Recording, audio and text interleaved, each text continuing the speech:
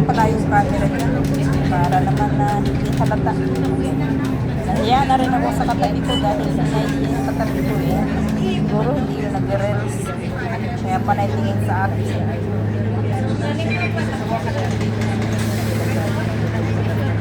Ganda dito guys, oh. Mga mabilis yung mga sasakyan dito.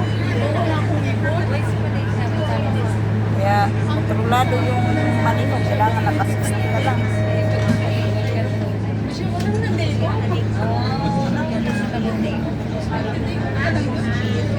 Nagala ko ngayon dahil wala yung amo ko nasa China. Pagdating nila at least, pagdating nila eh, nakalayos na ako.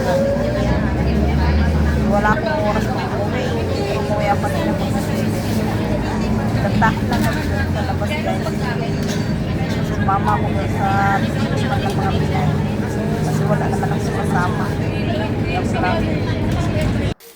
At pagdating nga dito guys sa bahay, at ayan, kinain na pala ako dahil bumili ako ng tapaw. Bumili ako ng chicken rice.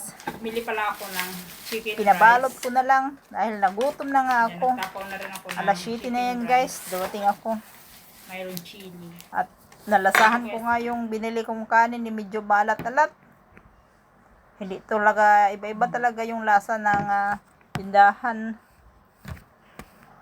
Mas masarap yung binibili namin dito. Galing tayo sa galaan. Tambay-tambay lang doon. Wala naman nabili. Wala sila, Wala kaya bilihin. masarap-sarap tayo ng kain dito. Mahal na. Bukas may office, nandito Dati na ano naman lang si to? Kambal. 3 something ngayon. 5.50 na.